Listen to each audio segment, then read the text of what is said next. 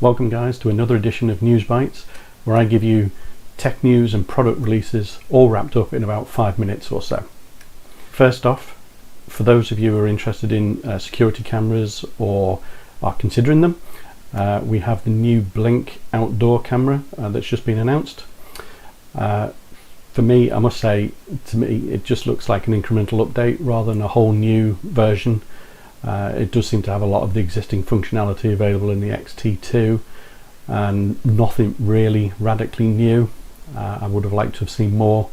This isn't obviously a bad thing, because obviously they're building upon what the existing camera currently does, but I do think that they could have pushed the boundaries a bit further on this, certainly compared to their competitors.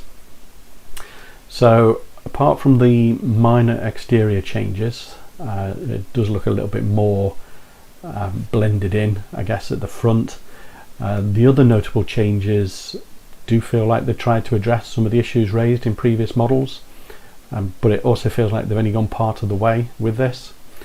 So where the previous models had free cloud storage, the new model switches to a chargeable cloud storage from 2021, so it's free until the end of 2020, and then from 2021 you go to a paid model.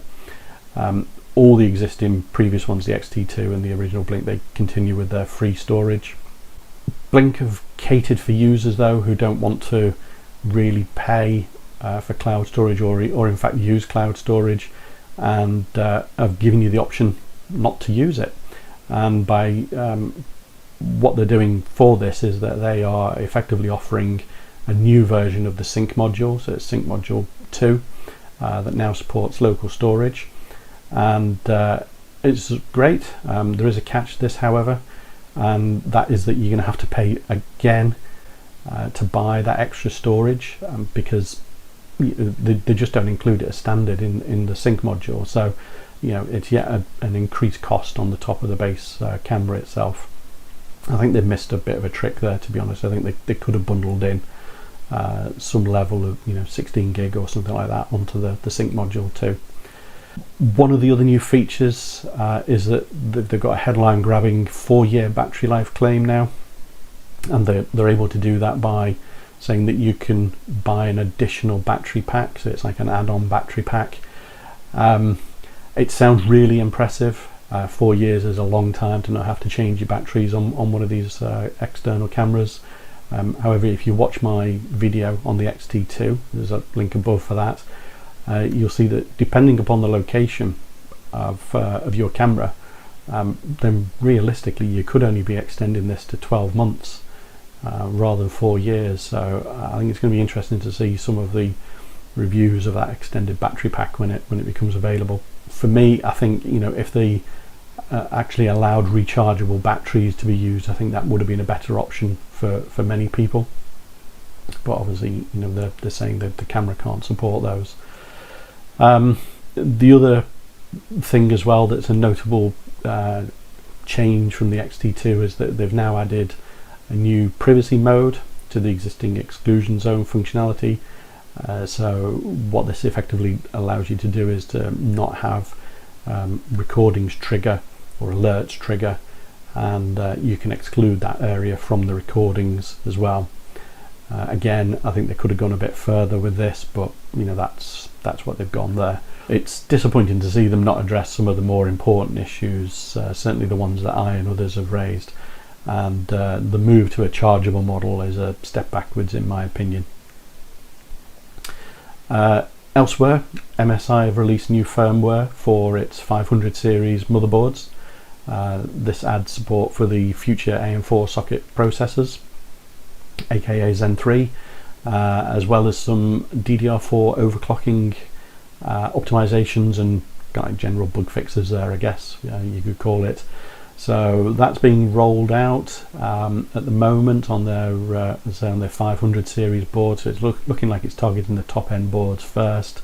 So things like the X570 Godlike, the 570 Pro Carbon, and the B550 Carbon Gaming, etc. But I'm sure that's going to filter down to other boards as the time approaches for the new CPU releases.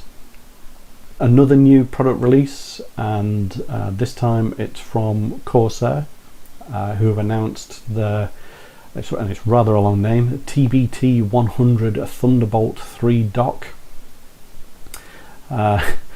It's equipped with 2 high-speed USB Type-C 10 gigabits per second ports and 2 USB 5 gigabits per second ports for data transfer or to power devices, whichever you want to use it for.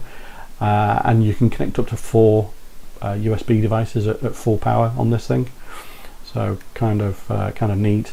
And if you've got dual monitor setups, then it's also got 2 HDMI 2.0 ports on it, so you're able to drive these 2 displays up to 4K 60 Hertz in HDR, which is really nice. You also get 3.5mm audio in and out ports on it, a gigabit Ethernet port as well, and a nice little additional touches that you get a built-in SD card reader. I think it's a high-speed SD card reader as well, so quite a package in terms of expandability. It does look like a nice unit, nice silver looking unit. It's going to be priced at £270, which I think is not too bad given what you're getting for it. Let me know your thoughts on that in the comments.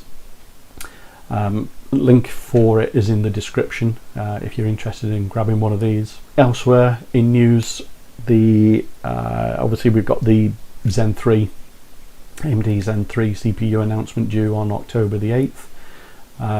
We're starting to see performance leaks popping up all over the internet with regards to this, and obviously these aren't confirmed at the moment. Nobody really knows exactly what it's going to be capable of doing. If they are true, the suggestion is that single thread performance is going to be significantly better than previous generations, so certainly a good benefit for gaming there. But I guess we're just going to have to wait and see until the full reveal to see whether this is actually true or not. In terms of new videos coming up on the channel, I'll be publishing part 2 of the UFi wireless doorbell. This is after 2 months of usage, so I've got some really interesting stats on the battery usage on it, so look out for that video. And I'll be also taking a look at the new Arlo Essential Spotlight cameras. So this is quite an interesting release of the product. Obviously Arlo cameras have been around for a while, but they've released a new version of it now. Make sure you subscribe to the channel so you don't miss out on those. Certainly if you're interested in the doorbell or security cameras. Anyway guys, that about wraps it up for this week. Hope you enjoyed the video. Comments down below if you've got any questions, and please like and subscribe to the channel, and I will see you again soon. Bye for now.